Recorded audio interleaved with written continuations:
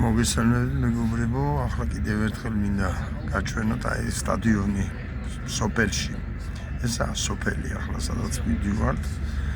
ანტვერპენიდან ბრიუსელში აი მივდივართ, ეს არის სოფელი. და ამას რატო ყოფი, არ მომწყინდება ამის მოყოლა, ამის ჩვენება, რა მოწესრიგებულია, რა სისუფთავია, რა კომფორტია, რა სიმდიდრეა, ეს სხვა არის. და ჩვენსავით ქაჯებივით მანდამაის რუსთაველზე და ვაკეში ცხოვრება ალუდათ, ყველა მდიდარი, ყველა შეძლებული ადამიანი, აი ნაოსნობა როგორაა განვითარებული. ყველა მდიდარი ადამიანი ცხოვრობს სოფელში. იმიტომ რომ სოფელში და ქალაქ შორის ცხოვრება წაშლილია, ყველა კომფორტი არსებობს სოფელში და ახლა ამ ეს რატო მოვყვები. საქართველოში დღეს ვკითხულობდი, აი ნახეთ სათბურები რამდენია. რამხელა სათბურებია, მოვლილი ნაპატრონები. საქართველოში თურმე შარშანწი შემოუტანია 15 მილიონისზე და წელს შემოუტანიათ უბრალოდ 25-ში შემოუტანით 20 მილიონის და ეს არის მზარდი ტენდენცია, რამე თუ სახელმწიფო ხელს არ უწყობს სოფლის განვითარებას.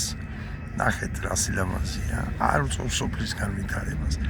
არ არსებობს სახელმწიფო, რომელსაც რაღაცა არ შემოქონდეს.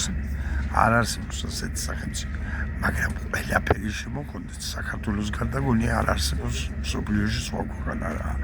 როგორ შეიძლება ყველაფერი შემოტანა და როგორ არ შეიძლება სოფლის მეურნეობის განვითარება. ეს რა უბედურება უჭის და აი ყველა ქვეყანას აქვს რეზერვები აბსოლუტურად გაკეთებული. აგერ კორონიდანაც გამომდინარე, როდესაც კორონაში ჩაკეტა ყველაფერი და არ შემოდიოდა არაფერი აბსოლუტურად ქვეყანაში, კიდევ კარგი არ გაგზელდა თითქოს, თორე კიდევ ერთხელ ვიმეორე. პამიდორი, კიტრი, ხახვი, ნიორი არ გვექნებოდა. არ გვექნებოდა ლობიო, არ გვექნებოდა ნიფხავი, არ გვექნებოდა ნასკი, არ გვექნებოდა შარვალი, არ გვექნებოდა არაფერი აბსოლუტურად რა. და ახლა ქვეყნები, რომელსაც იმერეწულობა აქვს, მაგრამ მაინც არ ვითარებს სოფლის მეურნეობას და აქვენ ეს რეზერვები, ვინცობისა მოხდეს რამე ჩები.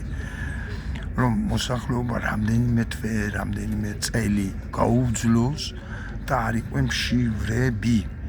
ამიტომ უნდა განვითარდეს სოფლის მეურნეობა, ამიტომ უნდა იყოს რეზერვები, ამიტომ უნდა იყოს გადამამუშავებელი ფაბრიკები.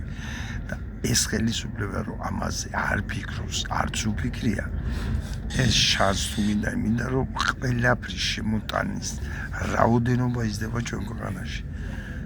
არადა შეიძლებოდა საუკეთესო ხარისხის მოყვანა და საუკეთესო ხარისხის გაკეთება. მადლობთ ყურადღებისათვის.